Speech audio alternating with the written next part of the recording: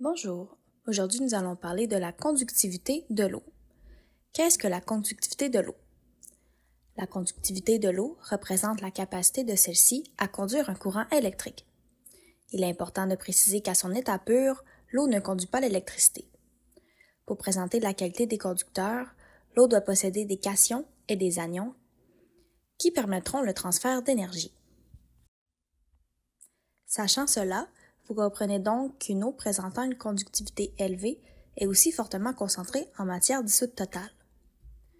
L'unité de mesure utilisée pour exprimer la conductivité d'un échantillon d'eau est le Siemens par centimètre ou le microsiemens par centimètre. L'expression microsiemens par centimètre peut être exprimée en ppm afin de rendre sa compréhension plus simple. D'ailleurs, certains conductimètres effectuent le calcul automatiquement. Pour mettre les choses en perspective, un microsiemens représente la conductivité électrique égale à 1 sur 1 million de siemens. Le siemens, quant à lui, est une unité de mesure comprise dans le système international d'unités.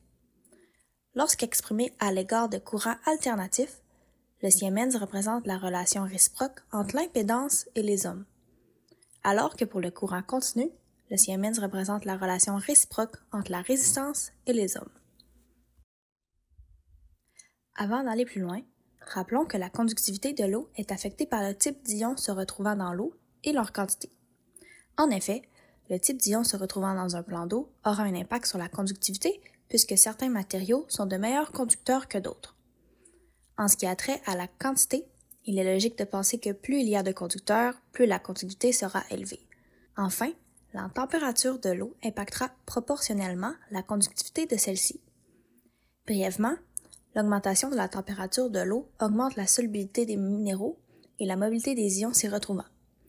C'est la raison pourquoi une augmentation de 1 degré Celsius peut représenter l'augmentation de la conductivité de 2 à 4 % de sa conductivité. Qu'est-ce qu'une matière dissoute totale? Les matières dissoutes totales, ou MDT, sont des contaminants organiques et inorganiques pouvant se retrouver dans l'eau de façon naturelle ou non. Puisqu'ils sont à la source de la conductivité, il est important de préciser qu'ils sont des cations et des anions. Parmi les cations se retrouvant le plus souvent dans les eaux canadiennes sous forme dissoute, nous retrouvons le calcium, le magnésium, le sodium et le potassium. En ce qui a trait aux anions, on retrouve le carbonate, le bicarbonate, le chlorure, le sulfate et le nitrate. Brièvement, les matières se dissolvent dans l'eau grâce à l'érosion des sols, le ruissellement ou la décomposition de la flore. Puisque les liaisons covalentes des molécules d'eau sont plus résistantes que les liaisons ioniques de ces contaminants, la molécule d'eau brise les liens entre ceux-ci. Une fois ces liaisons brisées, les molécules d'eau, qui représentent une polarité spéciale, viennent entourer les ions. Est-ce que la conductivité de l'eau est dangereuse pour la santé? Pour répondre rapidement, la réponse est non. Comme précisé plus haut, la conductivité de l'eau représente la concentration en matière dissoute totale se retrouvant dans celle-ci, puisque les MDT représentent généralement des minéraux et ne sont pas néfastes pour la santé humaine. En revanche, de l'eau ayant des matières dissoutes totales est sujette à présenter des odeurs particulières, des couleurs peu attrayantes et des goûts particuliers. Finalement, il est important de préciser que même si de façon générale, la consommation d'eau présentant une conductivité quelconque ne présente pas de risque pour la santé, il y a évidemment des exceptions. Consommer continuellement ces contaminants peut générer un excès en certains minéraux et impacter votre corps de façon variée. D'ailleurs, c'est pourquoi il est reconnu que des concentrations en matière dissoute totale dépassant les 1000 mg/L ou 1000 ppm ne sont pas convenues à la consommation humaine. Pourquoi surveiller la conductivité est importante? De façon générale, la conductivité de l'eau ne présente pas de danger pour les équipements de traitement d'eau.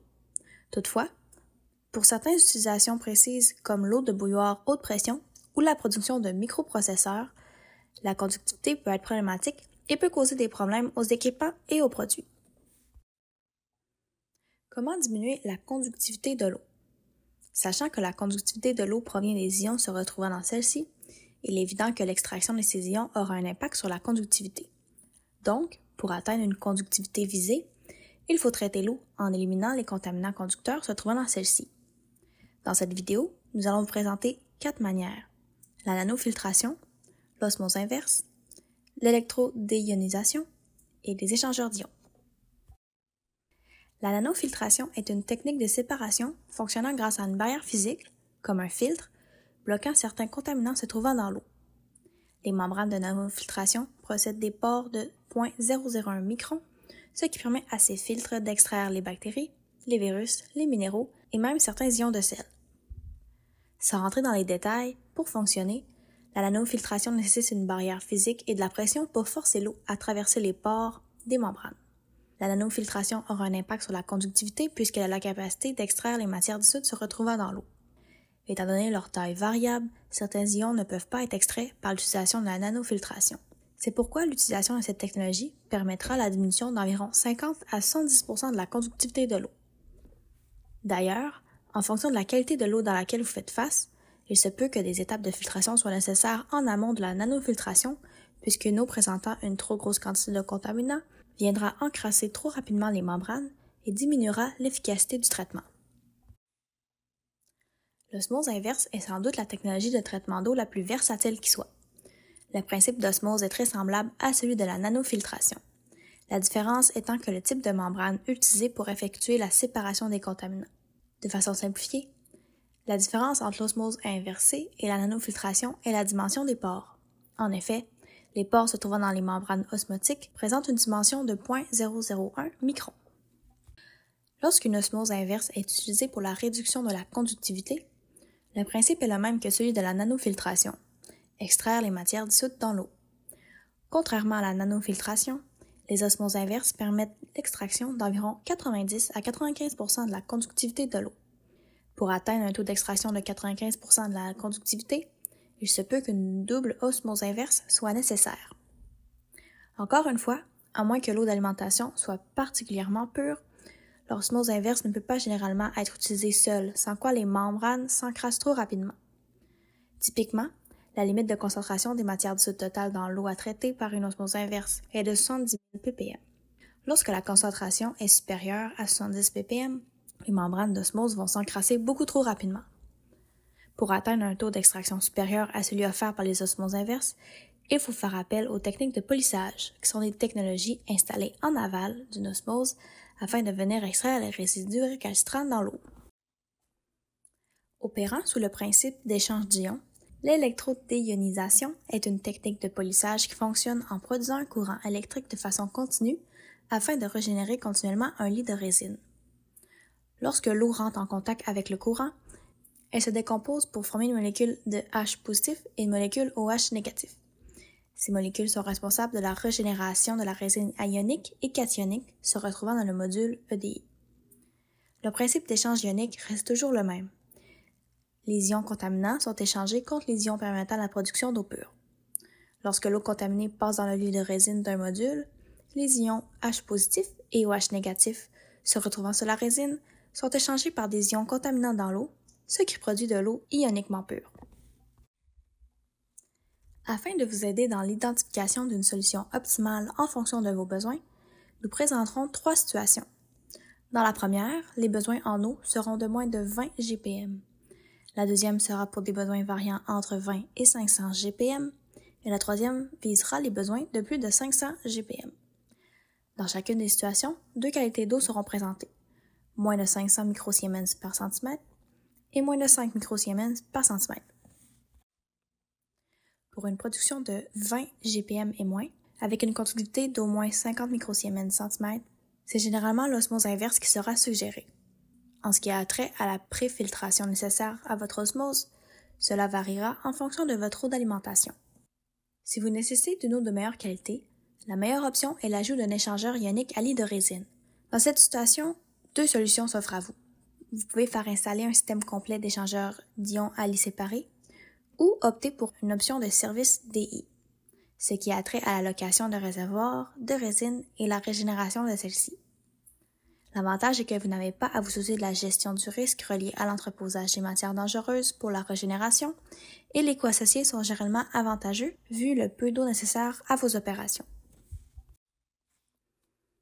Pour une production d'eau ayant une conductivité de moins de 50 microsiemens par centimètre, l'utilisation d'une osmose inverse seule sera idéale.